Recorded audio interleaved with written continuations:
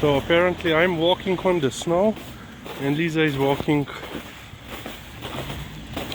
by the building. Oh, it's very soft snow. You know, the snow that you have when it's starting to melt. Very, you know, watery. So yeah, we can talk about regarding our school system, so and how it's funded. It's basically in the same principle as our public health system. So public school system. Okay, let's first divide them on two parts. So primary and secondary schooling is in the domain of the local communities, and university level education is in the domain of the state, the country, the nation, the government. And so elementary school here in Slovenia is mandatory. Now we have 9 years, and yeah, officially is free. Well, paid through the taxes.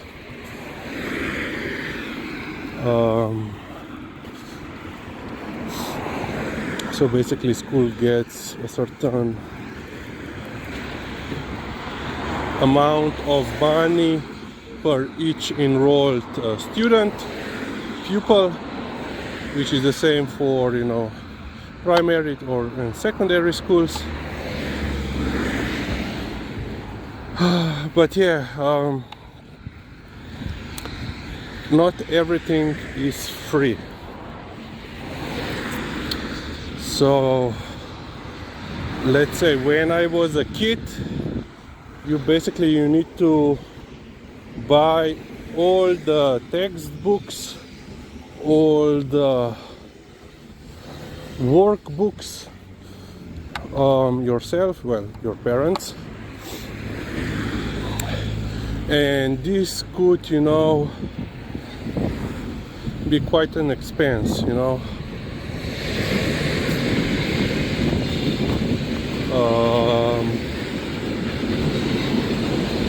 I would say, you know, in the range from 100 euros upwards.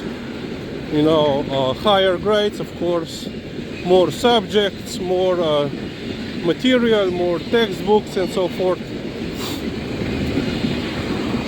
which means more money to pay. But later they started so-called school funds, which basically meant that the school itself would purchase several dozens, hundreds, you know, of textbooks, and they will then basically rent them to students, pupils, and you will have them, you know, for the whole year, and you will then pay, you know, a fee for their usage. So yeah. But of course, then, you know, let's say school lunch. So in Slovenian school, you have malica, which could be translated as a snack or, you know, light lunch. And if I remember correctly, it's mandatory now in the elementary school for all the pupils, for all the students, and also the states cover, I believe, majority of the costs, but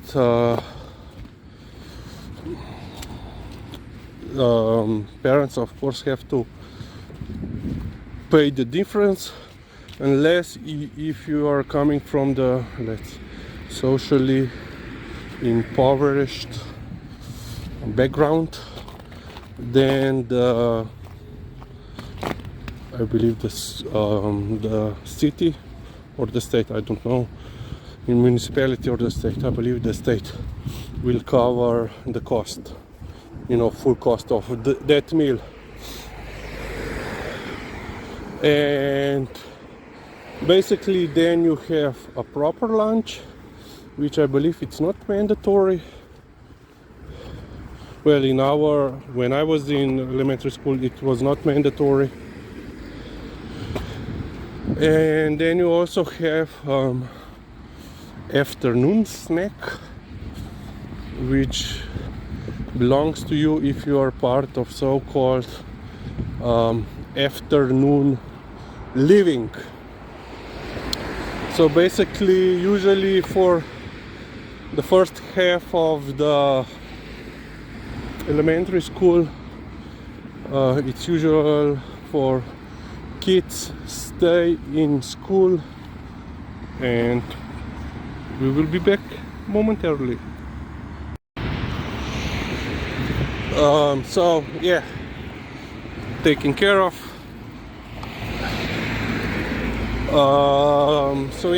You have this after school living, popoldansko bivanje in Slovene language. Basically for the first, let's say, half of the elementary school, it's quite usual that after the classes, the official classes, you stay still in school basically until 3 or 4 p.m. until your parents or guardians come back from their work. And usually this afternoon living would include going for the lunch. Then after lunch you would be supposed to work on your any homework that you have, and there would be also playground activities, and during this you would be basically given also afternoon snack. Usually it would be a piece of fruit and bread roll or something like that, something small to tie you over until the dinner. So yeah, and of course this has to be paid extra, the snack and the afternoon living. I don't know what would be, let's say, English equivalent for this. Basically it's not nanny, I don't know. So this is provided by teachers, or usually they are a lot of times they are also teachers, students working towards their degree.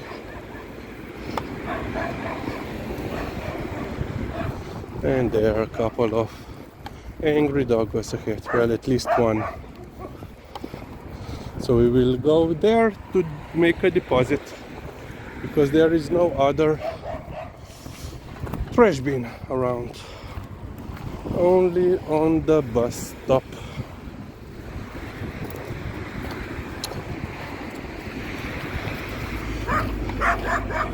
Stoj! Liza! Čakamo! So let's deposit completed. So yeah, and if you are part of this afternoon program, you have to pay for it, because it's not part of the mandatory curriculum. And then of course there are different contributions that are basically mandatory, you know, for the things that you would think that they are covered by the state as part of, you know, financing or school budget. You know, I remember when I was a kid in the early elementary school, parents had to contribute for napkins, or, you know, paper towels, or, well, I don't believe we had to pay for toilet paper. But yeah, you know, like stuff like this. And of course, a lot of times, you know, when teachers would give you some sort of material outside of the textbooks, you know, they had to photocopy something, you would get, you know, that also on your bill. That would be also on your bill, monthly bill. So and basically the same thing is then in the secondary school. You don't have secondary school. It's not mandatory. You don't, and you still don't have to pay for schooling, but you have the same type of, you know, expenses. But I think in secondary school, food is not mandatory that you have to partake. I'm not sure, but yeah. And then we come to the university level. So university schooling education is once again free up to the point. So basically currently you are entitled to free education up to the master's degree. So Bologna master's degree. And of course, basically that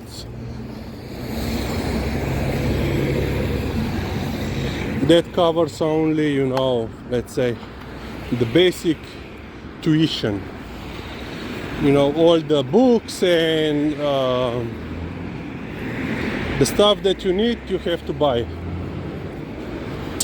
And of course, there is no mandatory food scheme for you. So yeah, so in my case, I was, you know, entitled to the university graduate degree. So this was pre-Bologna degree, and when I finished that, I went to do, you know, my master's in defense studies. But because I have already used my, you know, free schooling points, whatever, I had to pay masters, and then also, of course, PhD. PhD here in Slovenia could also be free. So basically you have two schemes. First scheme is basically, you know, young researcher. You're basically employed by the university and everything is free for you. You're actually employed by the university, and you get, you know, also a salary. So this is the first kind. The second kind is basically so-called Doctoral Scheme, which is basically that state government covers your whole tuition or part, usually majority, like 80% of your tuition. In that case, you are not employed, you just get, money from the state, from the country, to help pay for the tuition. And yeah, because I started my PhD just after, the peak, the peak of the global financial crisis, our government at that time, which was led by university teacher, professor, decided to abolish or freeze this university scheme, which resulted in me paying for the whole PhD program education. And yeah, in that point there also weren't any suitable young research positions. These young research positions are connected to a certain teacher. Usually a professor will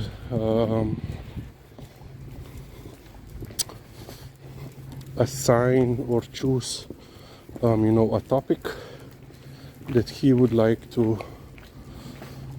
that particular PhD student to cover in her research. And yeah, so I paid everything myself. And if you're wondering how much it cost, so 1 year of school, university level education, costed me in master's and PhD level, it was 3,500, because this is part of the humanities and social sciences programs. It was much more, it wasn't so expensive than natural sciences or technological fields, which have much cost. They cost more. So yeah, that's it.